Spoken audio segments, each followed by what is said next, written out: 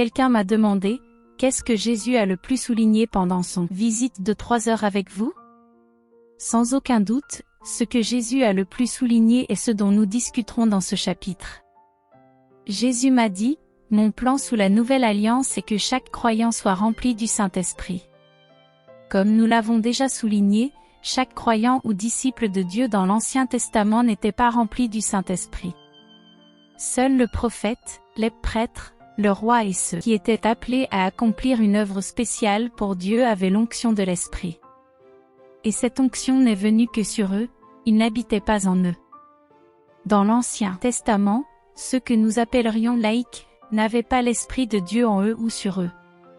C'est l'une des raisons pour lesquelles la nouvelle alliance est une meilleure alliance. Elle fournit un moyen pour chaque personne qui est née de nouveau d'avoir l'Esprit de Dieu résidant réellement à l'intérieur d'elle.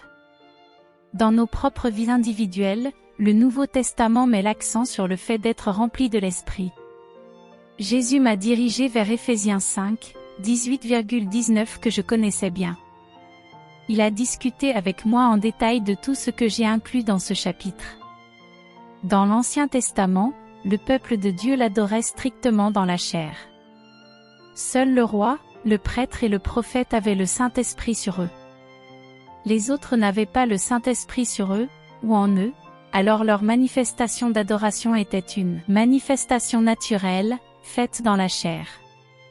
Cependant, dans le Nouveau Testament, l'accent mis sur l'adoration est qu'elle doit être faite dans l'Esprit. C'est pourquoi la Bible dit que nous devons être remplis de l'Esprit. Remarquons ce que Paul a dit, ou comme j'aime le dire, voyons ce que le Saint-Esprit a dit par l'intermédiaire de l'apôtre Paul. Éphésiens 5h18. 18 Et ne vous enivrez pas de vin, où il y a excès, mais soyez remplis de l'Esprit.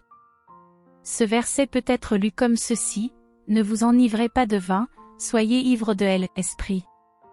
Avez-vous déjà été ivre de l'Esprit? Vous pouvez être tellement rempli de l'Esprit que vous titubez comme un homme ivre.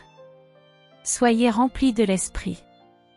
Remarquez maintenant ce qu'ils ont fait lorsqu'ils ont été remplis de l'Esprit, ils ont commencé à parler en d'autres langues. Le Nouveau Testament met l'accent sur le fait d'être rempli du Saint-Esprit et de parler en d'autres langues. Actes 2, 1-4. Et quand le jour de la Pentecôte fut pleinement venu, ils étaient tous d'un commun accord dans un même lieu. Et tout à coup il vint du ciel un bruit comme celui d'un vent impétueux, et il remplit toute la maison où ils étaient assis. Et il leur apparut des langues fendues comme du feu, et il s'assit sur chacun d'eux. Et ils furent tous remplis du Saint-Esprit, et commencent à parler en d'autres langues, selon que l'Esprit leur donnait de s'exprimer. Nous pouvons également voir l'accent mis par la Bible sur le fait d'être rempli de l'Esprit et de parler en d'autres langues 10 ans plus tard. Un ange apparut à Corneille et lui dit d'envoyer des hommes à Joppé pour s'enquérir de Pierre dans la maison de Simon le tanneur. Accompagnant les hommes jusqu'à la maison de Corneille, Pierre commença à prêcher à ceux qui s'y trouvaient. Acte 10, 44-46. Tandis que Pierre prononçait encore ces paroles, le Saint-Esprit tomba sur tous ceux qui entendirent la parole. Et ceux de la circoncision qui crurent furent étonnés, parce que sur les gentils aussi était versé le don du Saint-Esprit. Car ils les ont entendus parler en langue et glorifier Dieu. Nous le voyons à nouveau dans Actes chapitre 19, lorsque Paul a imposé les mains aux croyants d'Éphèse. Acte 19, 1-6. Et il arriva que Paul ayant traversé les hautes côtes vint à Éphèse, et trouvant certains disciples, il leur dit, « Avez-vous reçu le Saint-Esprit depuis que vous avez cru ?» Et ils ont dit, « Nous n'avons même pas entendu dire s'il y avait un Saint-Esprit. » Et il leur dit, « En quoi avez-vous donc été baptisés ?» Et ils dirent, « Au baptême de Jean. » Alors Paul dit, « Jean, en vérité, a baptisé du baptême de repentance, disant au peuple qu'il devait croire en celui qui viendrait après lui, c'est-à-dire en Jésus-Christ. » Quand ils ont entendu cela, ils ont été baptisés au nom du Seigneur Jésus. 6 Et quand Paul leur eut imposé les mains, le Saint-Esprit est venu sur UX, ETILS parle en langue. La Bible dit que lorsque les mains ont été imposées à ses disciples, ils ont parlé en d'autres langues. Lorsque les mains vous sont imposées pour recevoir le Saint-Esprit, vous pouvez faire autre chose que ce que la Bible dit de faire et cela attristera le Saint-Esprit. La Bible dit que nous devons parler en langue. Par exemple, lorsque le Saint-Esprit vient sur vous, vous pouvez simplement commencer à crier en anglais et ne pas parler du tout en langue, et vous crierez sans force. Crier est bien à sa place, mais quand les mains vous sont imposées pour recevoir le Saint-Esprit, ce n'est pas le bon moment pour crier. Non, abandonnez-vous au Saint-Esprit et commencez à parler en langue. Dans tous ces récits du Nouveau Testament, les gens ont parlé en langue après que le Saint-Esprit est venu sur eux. Avez-vous remarqué cela? Être rempli du Saint-Esprit et parler est le modèle du Nouveau Testament. Éphésiens 5, 18-19.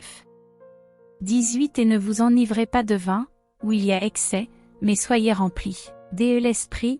19 Parlant à vous-même par des psaumes, des hymnes, et des chants spirituels, chantant dans votre cœur au Seigneur. Remarquez les mots-clés de ce passage, soyez remplis de l'Esprit, parlez. Les Éphésiens étaient l'un des groupes de personnes qui avaient déjà reçu le remplissage initial du Saint-Esprit sous le ministère de Paul, Actes 19, 1-6. Pourtant, il les écrit dans Éphésiens 5, 18,19, et leur dit encore d'être remplis de l'Esprit. Pourquoi leur a-t-il dit cela? N'étaient-ils pas déjà remplis du Saint-Esprit?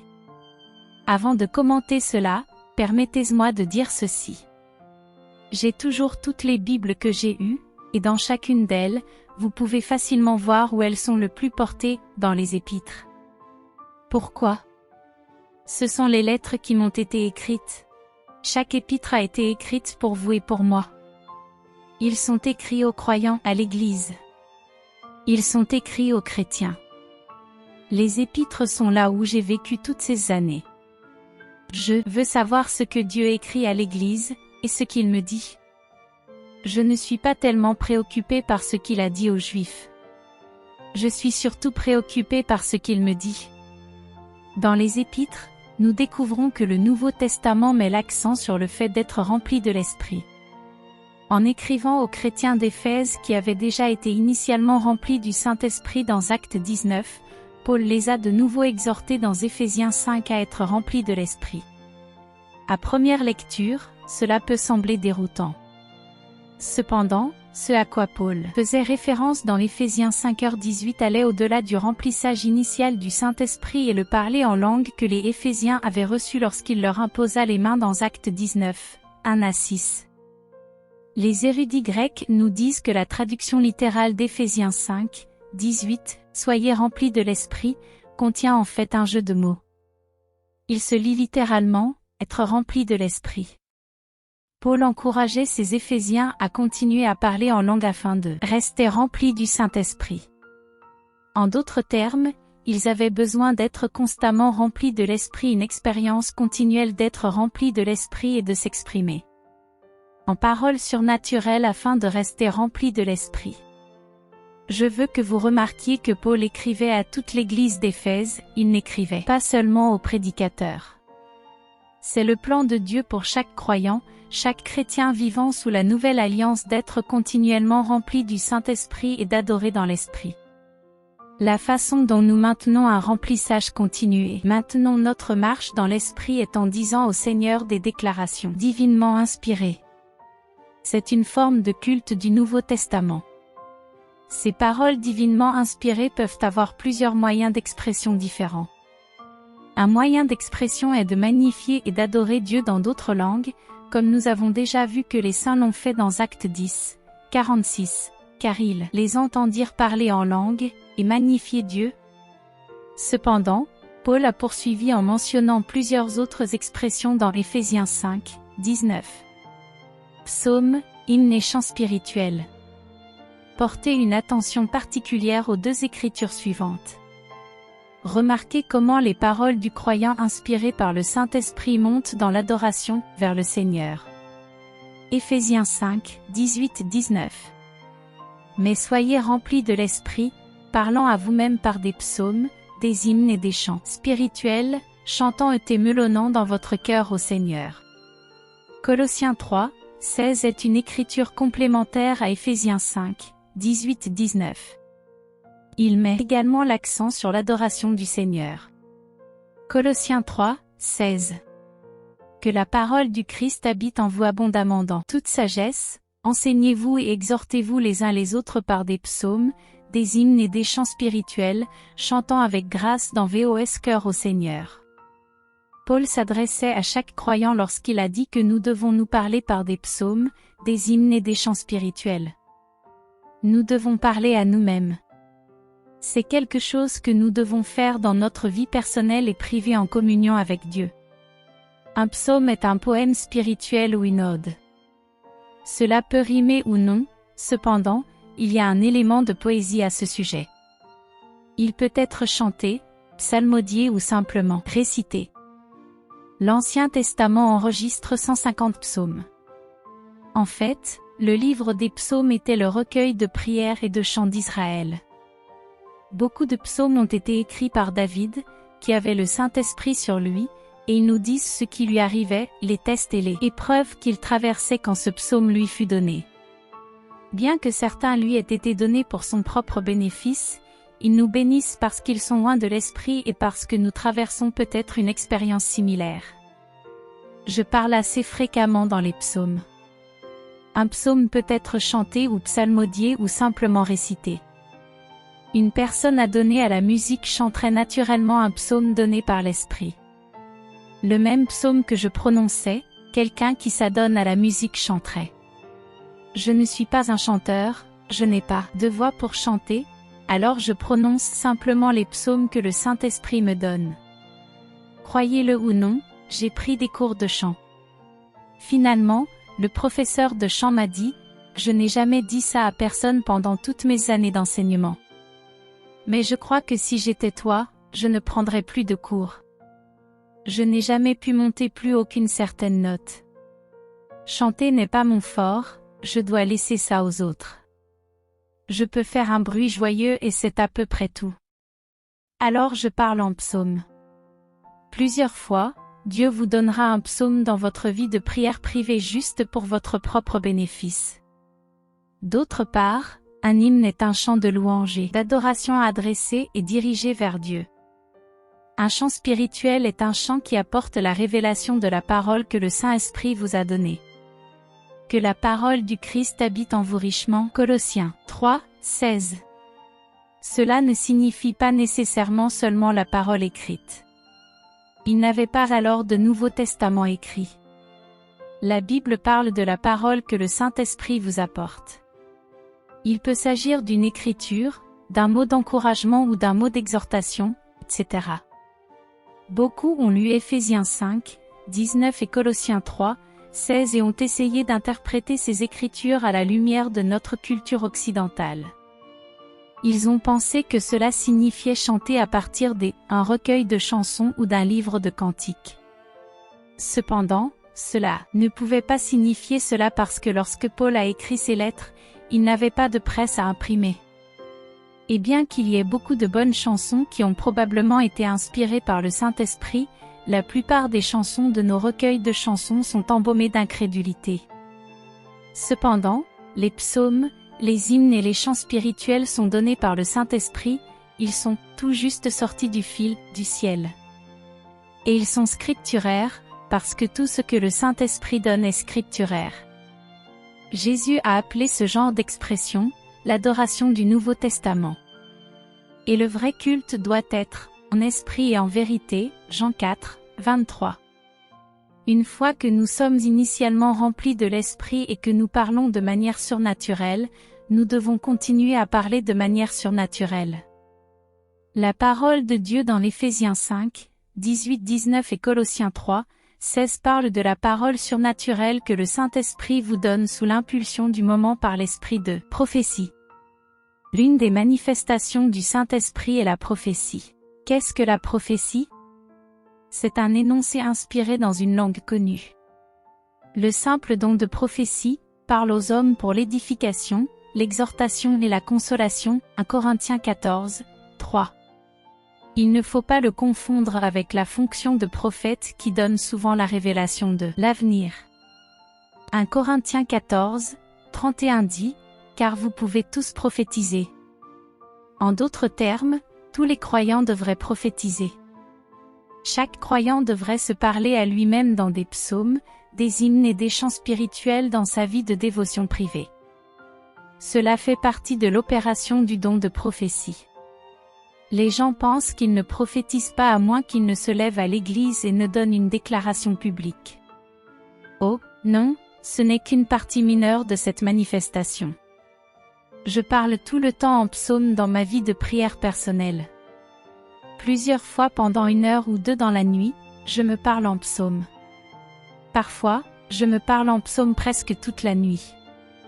Parler dans des psaumes, des hymnes et des chants spirituels peut également être fait en assemblée publique si l'occasion en est donnée. Regardons à nouveau Colossiens 3, 16. Colossiens 3, 16. Que la parole de Christ habite en vous richement en toute sagesse, enseignez-vous et exhortez-vous les uns les autres par des psaumes, des hymnes et des chants spirituels, chantant avec grâce dans vos cœurs au Seigneur. Vous voyez, les psaumes, les hymnes et les chants spirituels peuvent être utilisés dans les assemblées publiques pour s'instruire et se réprimander mutuellement. Considérez maintenant ce que Paul a écrit à l'église de Corinthe. Quand vous vous réunissez en parlant d'une réunion de croyants, chacun de vous a un psaume. 1 Corinthiens 14, 26. Combien d'entre vous? Tout le monde. La raison pour laquelle tout le monde dans l'église primitive pouvait avoir un psaume lorsqu'ils se réunissaient était parce qu'ils avaient parlé en psaume dans leur propre vie de prière privée à la maison. Les avantages de se parler à nous-mêmes dans les psaumes, les hymnes et les chants spirituels sont grands. Premièrement, cela nous permet d'avoir une vraie communion avec Dieu et de l'adorer en esprit et en vérité. C'est aussi un moyen d'édification spirituelle, nous restons encouragés et édifiés dans le Seigneur. Enfin, c'est un moyen de nous tenir à l'écart du monde. Cela nous amène à être conscients de sa présence intérieure, et si nous sommes conscients qu'il vit en nous, cela affectera forcément notre façon de vivre. C'est le plan de Dieu que nous soyons remplis de son esprit et prononcions des psaumes, des hymnes et des chants spirituels. Mais certains peuvent dire, « Je ne sais pas comment faire cela. Je ne l'ai jamais fait auparavant. Comment puis-je entrer dans ce genre de marche selon l'esprit ?» Remuez le cadeau. De nombreux croyants ont été remplis du Saint-Esprit et ont parlé dans d'autres langues, mais ils n'ont plus jamais parlé en langue depuis leur remplissage initial. Ils étaient autrefois remplis, mais ils n'ont pas maintenu une nouvelle expérience avec Dieu. Ils n'ont pas obéi à l'injonction d'Éphésiens 5, 18, « Soyez étant remplis de l'Esprit ». J'ai eu des gens qui m'ont dit, « Eh bien, je ne sais pas si je peux à nouveau parler en langue ou non. » Mais le Saint-Esprit est toujours à l'intérieur de vous, et c'est lui qui vous donne la parole. Tout ce que vous avez à faire est de vous attendre à ce qu'il vous donne la parole, puis de vous soumettre à lui. En d'autres termes, réveillez le don de Dieu en vous. Remarquez ce que dit l'Écriture à ce sujet, pas ce que l'homme dit, pas ce que les gens pensent. Paul, en écrivant à Timothée, a dit, 2 Timothée 1, 6, « C'est pourquoi je te rappelle que tu réveilles le don de Dieu, qui est en toi par l'imposition de mes mains. » De quel don de Dieu Paul parlait-il? Il y a une double application de ce verset. Le mot « don » dans ce verset peut faire référence à des transmissions par le Saint-Esprit données lorsque Dieu met des gens à part pour le service. Par exemple, dans Actes 13, 2, la Bible dit, « Pendant qu'ils servaient le Seigneur et jeûnaient, le Saint-Esprit dit, « Séparez-moi Barnabas et Saul pour l'œuvre à laquelle je les ai appelés. » Quelque chose a été communiqué à Barnabas et à Saul par le Saint-Esprit alors qu'ils étaient mis à part pour le service. Nous pouvons également voir cela lorsque Timothée a été mis à part pour le ministère. 1 Timothée 4, 14. Ne néglige pas le don qui est en toi, qui t'a été donné par prophétie, avec l'imposition des mains du presbytère. La deuxième application de ce verset est que le don que Timothée a reçu lorsque Paul lui a imposé les mains était le don du Saint-Esprit. Nous savons par les Écritures que Paul a imposé les mains à de nombreuses personnes et qu'elles ont reçu le Saint-Esprit. Remarquez ce que Paul a dit que Timothée devait faire avec ce don dans 2 Timothée 1, 6. Il a dit, « Ranimez le don de Dieu qui est en vous. » Vous devez réveiller le Saint-Esprit à l'intérieur de vous. Vous pouvez vous-même réveiller le Saint-Esprit dans votre propre esprit en priant dans d'autres langues. Après avoir prié dans d'autres langues pendant un certain temps, vous pouvez alors commencer à vous parler, par des psaumes, des hymnes et des chants spirituels, chantant dans votre cœur au Seigneur. Éphésiens 5, 19. C'est ainsi que vous entrez dans le culte du Nouveau Testament. Si parler à nous-mêmes dans des psaumes, des hymnes et des chants spirituels est le plan de Dieu pour les croyants vivant sous la Nouvelle Alliance, alors ne devrions-nous pas décider de poursuivre ce plan? Je veux vivre une vie agréable à Dieu, je veux suivre son plan, pas le mien. Et je veux entrer dans la plénitude de tout ce qu'il a pour moi, pas vous? Il nous a dit comment nous pouvons le faire, et moi, j'ai l'intention d'obéir à Dieu.